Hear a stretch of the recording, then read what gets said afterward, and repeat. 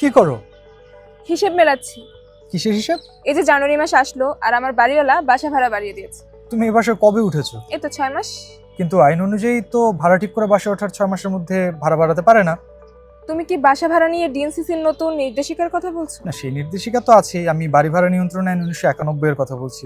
এর 16 2 ধারা অনুযায়ী প্রতি 2 বছর পর পর ভাড়া পুনর্নির্ধারণ করা যেতে পারে। হ্যাঁ, আমিও দেখলাম নির্দেশিকার কিছু অংশ নিয়ে ভাড়াটিয়ারা ইতিমধ্যেই আপত্তি জানাতে শুরু করেছে। নির্দেশিকার এক জায়গায় বলা আছে যে বার্ষিক ভাড়া বাড়ির দামের 15% বেশি আদায় করতে পারবে না বাড়িওয়ালারা।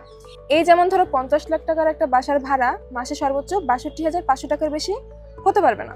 কিন্তু দেখো, এরকম একটা বাসায় আমি এখন 15 থেকে 20,000 টাকায় থাকতে পারি। অনেকে বলছে এই নির্দেশিকার ফলে বাসা মালিকরা ভাড়া বাড়ানোর একটা সুযোগ পাবে।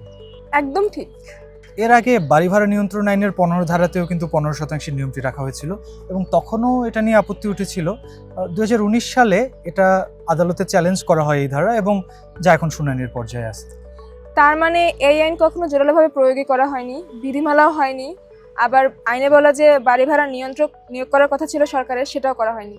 একদম তাই। ডিএনসিসির নির্দেশিকায় অগ্রিম হিসেবে 1 থেকে 3 মাসের ভাড়া নেয়ার কথা বলা হয়েছে, কিন্তু এই আইনে বাড়ি ভাড়া নিয়ন্ত্রণ আইনে বলা হয়েছে অগ্রিম হিসেবে সর্বোচ্চ 1 মাসের ভাড়া নেওয়া যাবে। কিন্তু এত টাকা দিয়ে তো আসলে শান্তি নাই। বাসার ছাদে ওঠা যাবে না, রাত 11টার পরে বাসায় ঢোকা যাবে না, আরো কত রেস্ট্রিকশন। সেক্ষেত্রে অবশ্য তোমার জন্য একটা সুখবর আছে। ডিএনসিসির নতুন নির্দেশিকায় বলা হয়েছে যে বাসায় ভাড়াটিয়ারা যে কোনো সময় ঢুকতে পারবে। একই সাথে ছাদের এবং মেইন গেটের চাবি দিতে বলা হয়েছে এবং ভাড়া দেওয়ার যে রসিদ সেটা দিতে বলা হয়েছে। একই সাথে যদি বাসা ছাড়তে হয় তাহলে 2 মাস আগে নোটিশ দিতে হবে। যাক, অন্তত একটা সুবিধা তো আমার জন্য আছে, অন্তত বাসার ছাদে উঠতে পারবো।